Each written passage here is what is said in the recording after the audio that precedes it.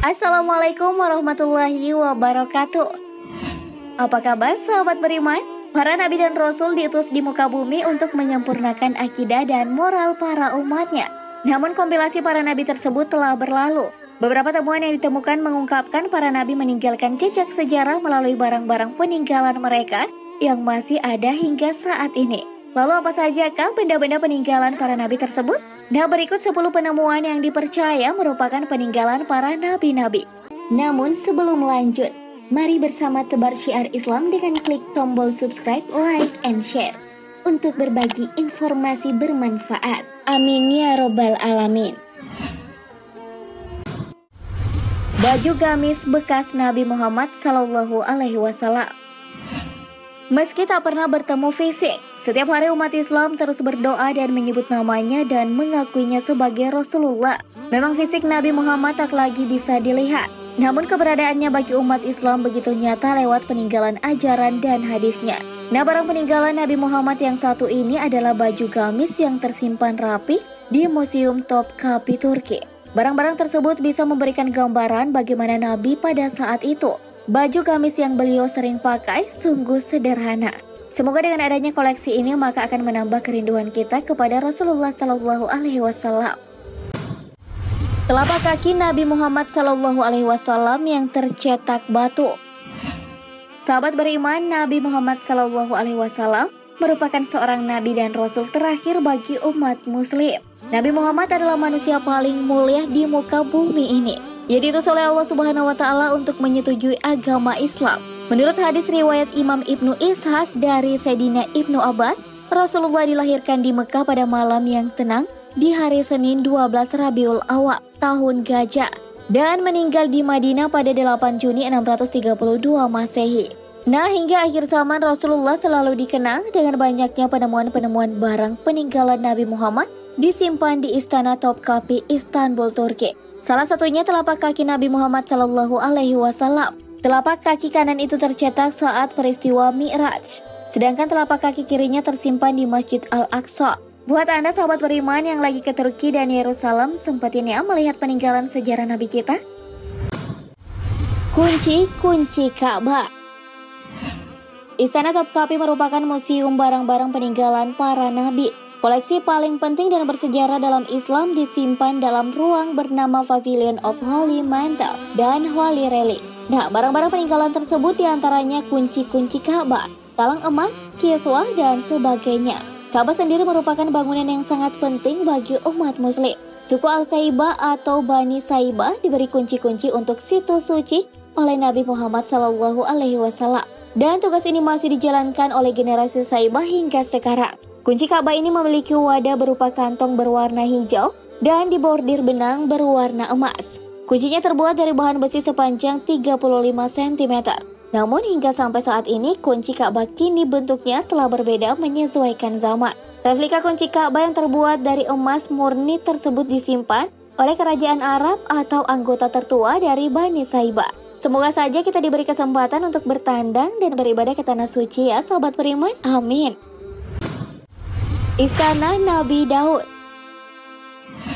Baik dalam ajaran agama Islam, Kristen maupun Yahudi, Nabi Daud terkenal karena melawan Goliat alias Jalut, yang pada akhirnya pertempuran itu dimenangkan oleh Daud. Sebuah studi arkeolog menemukan bukti bahwa kerajaan Daud pernah berkuasa di daerah Israel. Iya, karena setelah memenangkan pertempuran itu, Nabi Daudlah yang menjadi Raja Israel. Bangunan tersebut merupakan bagian dari peristiwa dalam Alkitab yang dianggap dari kerajaan Daud. Beberapa petunjuk ditemukan di sekitar reruntuhan bangunan tersebut. Misalnya tulang binatang dan sisa keramik yang bisa digunakan untuk penanggalan karbon. Namun sampai saat ini keberadaan kerajaan yang disebut kerajaan Daud itu menjadi perdebatan. Tongkat Nabi Musa alaihissalam.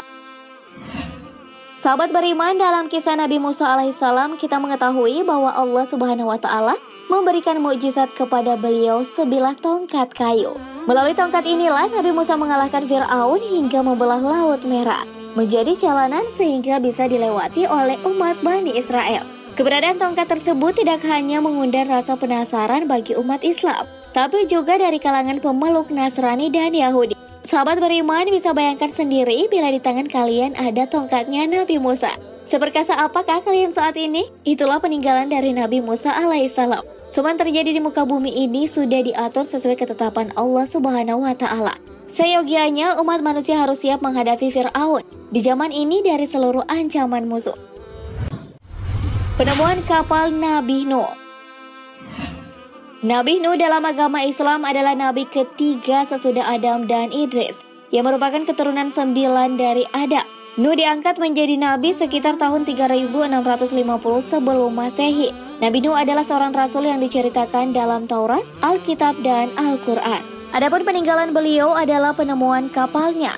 Sisa-sisa perahu Nabi Nuh ditemukan di ketinggian 13.000 kaki atau sekitar 3,9 km di sebuah gunung di Turki. Kelompok peneliti dari Cina inilah yang tergabung dalam Noah's Ark Minister International yang berhasil menemukan sisa-sisa perahu Nabi Nuh di Gunung Agri atau Ararat di Turki. Para peneliti ini pun berhasil masuk ke dalam perahu tersebut dan mengambil foto dari beberapa spesimen. Wah, keren ya. Tabut Perjanjian Nabi Musa alaihissalam. Institut Pencarian Arkeolog Alkitab atau BASE yang berbasis di Amerika Serikat mengumumkan bahwa penelitiannya diduga telah menemukan lokasi peninggalan Alkitab yang berisi 10 perintah Allah yang diwahyukan kepada Nabi Musa. Tabut Perjanjian dianggap oleh beberapa pihak sebagai misteri terbesar dari semua harta yang tersembunyi. Menurut para arkeolog BASE, kitab Tabut Perjanjian itu pertama dikirim ke Mesir lalu kemudian dibawa ke Ethiopia. Tabut sendiri adalah sebuah peti yang dibuat oleh pengrajin dari Bezalel. Bentuknya terbuat dari kayu akasia dan dilapisi oleh emas, dan katanya siapapun yang berhasil menemukan tabut tersebut, maka keagungan dan kejayaan mereka akan kembali dan dapat menguasai dunia. Penemuan bagian kereta Raja Fir'aun di Laut Merah. Kisah mengenai mukjizat Nabi Musa yang membelah Laut Merah dengan tongkatnya untuk menghindari kerajaan Fir'aun dan bala tentaranya tentu sudah tak asing lagi di telinga kita. Seorang arkeolog bernama Ron Wyatt pada akhir tahun 1998 menyatakan bahwa dirinya telah menemukan beberapa bangkai roda kereta tempur kuno di dasar Laut Merah. Menurutnya mungkin ini merupakan bangkai kereta tempur Fir'aun yang tenggelam di Lautan Merah ketika mengejar Nabi Musa bersama para pengikutnya.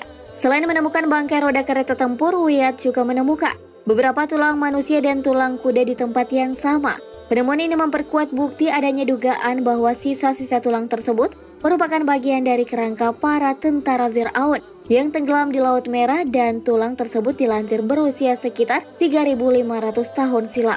Kereta Fir'aun yang terlihat di dasar Laut Merah dengan posisi kereta berdiri dan tertutupi karang. Apabila karangnya dibongkar dan dilihat dari jarak dekat, maka akan terlihat jelas poros roda kereta kudanya. Benar-benar penemuan yang bersejarah. Pedang Nabi Muhammad Sallallahu Alaihi Wasallam. Sahabat beriman, kalau benda berupa pedang ini merupakan senjata yang sering digunakan oleh Nabi Muhammad Sallallahu Alaihi Wasallam ketika melawan musuhnya di beberapa tempat.